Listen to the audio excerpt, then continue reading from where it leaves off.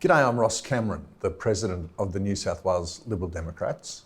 Today I'm here with the Liberal Democrats' #1 lead candidate for the upper house in the coming New South Wales state election on the 25th of March, John Ruddick. Good to see you.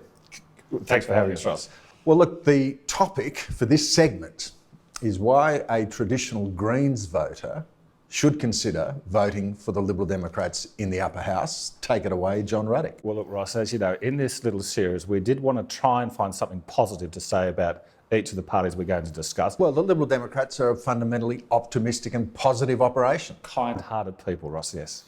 But look, I think sincerely there is something that we can say positive about the Greens movement in this country, and that is this. In the 1970s, we had in each of the states a sort of spontaneous grassroots coming together of a sort of political parties that weren't nationally coordinated, that were concerned about the natural environment and the ecology. Save the Whales was one of their campaigns. Okay, and look, to their credit, they have sort of won that debate. All political parties now are focused on, protecting the natural world, and it would be nuts not to. What happened was, in the early 1990s, though, there was a fundamental change in the Greens. So the Soviet Union collapsed in late 1991. About 2 weeks later, the Communist Party of Australia, which had been around for about 70 years, officially disbanded. Those former communists, those communists were very intellectual, very committed people, but obviously, after all the horrors of communism and the collapse, they couldn't keep going with it. So then they rebadged as something else for a year or two. But then in about 1993, these little state-based ecology parties came together and formed the Australian Greens. And there was sort of this huge movement over former communists to the Greens. Now, this was the so-called watermelons. Yes. Red on the inside, green on the outside. Yes. Now, to this day, there is still a split in the Greens between what they call the tree Tories and basically people who've got fond memories of the Soviet Union, who are just sort of left-wing on everything. And it's that latter faction which completely dominates. You don't hear them talk much about save the whale or save, some endangered species. It's all about radical, hard left agendas, and all their policies are not just bad for the country; they'd be disastrous for the country. But a very important thing to say about the Greens is, and I know that most of the Greens voters out there are under the age of 30. I'd say probably 80% of them are under the age of 30. Now, Green voters, think about your grandparents. They don't vote Green. Now, why would that be? Because they've lived a long life and they know that these policies that they're advocating, that the Greens are advocating, are not good policies. And when you get to the age of 30, there's a very high likelihood you'll come to the same view. Well, we shall see. We see indeed just in the last week in Victoria, we've seen another sort of fissure split open up in the Greens with the younger audience you're talking to who are complaining that the traditional Greens are not woke enough. Oh, really? And that there is this sort of this rump of what are being criticised for being older, wealthier, white Greens, and there's this younger, bristling, sort of angry Lydia Thorpe type brigade who are resigning from local council positions as Greens because they say the party is not sufficiently committed on issues of sexuality and climate justice in particular. So, Johnny, what is the Liberal Democrat position on race? We are a colourblind party. We believe in individualism.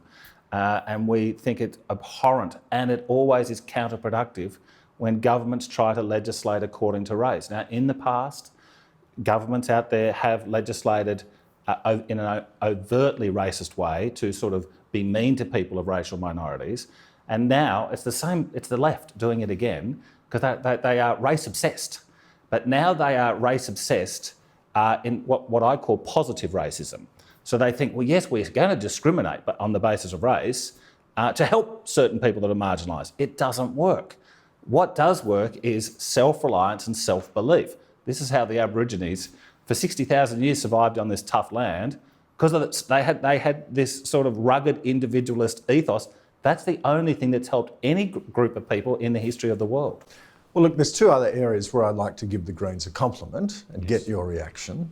The first of which is their public defence of Julian Assange, who, when the Bring Julian Home parliamentary group was formed, I think we had 9 out of 11 or 10 out of 11 members of the federal Greens were foundation members of that movement. They were prepared to stand up for Assange when both the Liberals and Labors were in complete thrall to the sort of US, UK, Swedish bullying, Australian bullying and intimidation campaign against WikiLeaks and Julian Assange. And so I think they should get points for that. I think they definitely do get points of it, but they don't get 10 out of 10 on the Julian Assange issue, because when Julian Assange was the enemy of George W. Bush, the Greens they loved Julian Assange, okay? They were all over it. They're saying he's, this great martyr.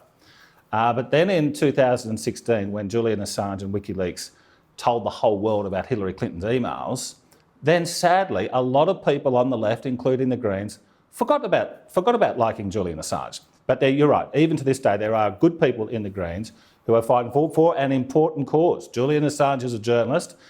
He certainly upset the most powerful people in the world, and he's been rotting in a jail ever since. It's a great scandal, and the Greens definitely get credit on that. I would like to see the New South Wales Greens take a little bit more robust position. When I punch in just Kate Fairman, MLC leader of the New South Wales Greens, Julian Assange, I find lots of blank space. But nonetheless, the Greens, in truth, if they really believe in the Assange cause, if Adam Bant turned around to Anthony Albanese and said, "Albo, mate, I'm just letting you know, nothing is going to pass the Senate until Assange is out of Belmarsh," I think he'd be out in a week. Yes. But that hasn't happened. But certainly they have joined and they have made public statements. But the other point, which is a sort of a circle which largely overlaps, is the Greens federally and in New South Wales are very clear about their opposition to avoidable wars and to the risks associated with Eisenhower's, military-industrial complex. I know you're in full alignment and agreement, particularly since post 9/11. Give us the Liberal Democrat John Ruddick view. Okay, well, look, I think when we look over the 20th century, the American-led alliance, on balance, did good things for the world. They did defeat the Nazis and the communists, and that was a good thing. Okay, and those two evil groups did want to take over the world. But there's a thing that happens called hubris to powerful nations. And I think that's where America's at right now, where they just think, that we've had Afghanistan disaster, Iraq disaster, Libya disaster, Syria, rivers of blood. That's 4 bad wars on the trot. Okay, we would have been better off not getting involved with any of them, except for possibly Afghanistan for a few weeks, because there had to be some retaliation against 9/11. But the democracy project just didn't work. But then, after 4 bad wars, you'd think that the people would be thinking that we should be being a little bit more careful about these things. But no, we're all off to, let's have a proxy war with Russia. Now, sadly, you're right, the Greens have instinctively been against the war machine. I haven't heard them on the Ukraine issue. Why can't they, if they want to, why can't they get out there and be protesting for peace there? We're not saying we're pro-Russia. We're anti-war. We're particularly anti-war when we're talking about 2 nuclear-armed superpowers. Yes, indeed. We would say that avoiding a war is one of the first tasks of an effective leadership. And indeed, when we look at the 7 sages of Greece, going back several thousand years, we find that one of the things which qualified someone as a sage in at least 2 of the 7 cases was a leader who preserved their city from an avoidable war. Right. And as we see just the galloping energy prices in this country, which are contributing heavily to the galloping cost of living, the idea that we all sit around and say, oh yeah, let's keep sending bombs to Ukraine, one of the most corrupt administrations in Eastern Europe, seems to me to be one of the most stupid policies of any party in Australia or indeed around the world. John Ruddick, you're the hope of the side. Yes, I've got one more thing to say about the Greens. Okay, now this is to the tree Tories, the people who've joined the party because they really care about the natural world and the ecology. Now, the communism in the 20th century took over 1/3 of this country, 1/3 of this planet, and they wrecked the environment everywhere they went. Okay, Karl Marx didn't care less about the natural world one little bit. Now, it is the capitalist countries, the evil capitalists, Green voters, who have preserved the environment, who invented national parks and are going out of our way to protect endangered species. The more capitalism we have, which is just human freedom, the more that we don't have a big state sort of, wrecking things. I promise you, if you love the environment, you should love capitalism. Well, look, I want to add a final compliment or seek your view, and that is we saw the right to protest, to peaceful protest, which is, the right to present a grievance to the King is explicit in the Magna Carta. And the US Bill of Rights. And the US Bill of Rights. It has been regarded as a fundamental right of democratic states, and yet we have found by a concerted combination of measures led by this New South Wales Liberal National Government and extremely aggressive police ministers such as David Elliott, who have been determined to squash the protest.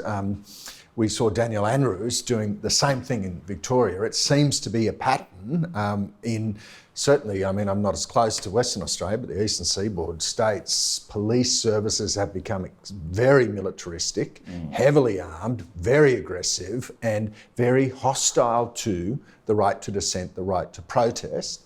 I think the Greens have I'm not exactly sure what their level of actual engagement with the issue is, whether it's sort of the nice policy statement or not, but I have to say they take a good policy to the electorate on over-policing. Well, they have been instinctively good on that. They were absent at the freedom marches. I saw all sorts of banners. I saw lots of Aboriginal flags, various Christian groups, various ethnic groups, various flags. I didn't see one Greens flag. Okay, they're meant to be against the authoritarian state. Only 10 years ago, the Greens were out there saying Big Pharma's one of the biggest villains on the planet. Now they're cheering them on. Yes, well, another brickbat on the same thesis. I see, Fairman MLC championing her credentials to defend bodily autonomy, which I think means the right to abortion. But certainly when it came to the state standing over the citizens of New South Wales, the teachers, the nurses, all of the public sector, and saying, inject this chemical into your body or you will be sacked. I didn't hear the bodily autonomy campaign rallying out of the Greens. Maybe I missed it. John Ruddick, number one for the Liberal Democrats for the New South Wales Legislative Council on March 25, when you get that ballot paper up, if you're a former or traditional Greens voter wondering where to go, look across that top line for John Ruddick, the Liberal Democrats, and put a number one in that box. Thanks for joining us. Authorised by Robert Cribb, Liberal Democrats, Hornsby.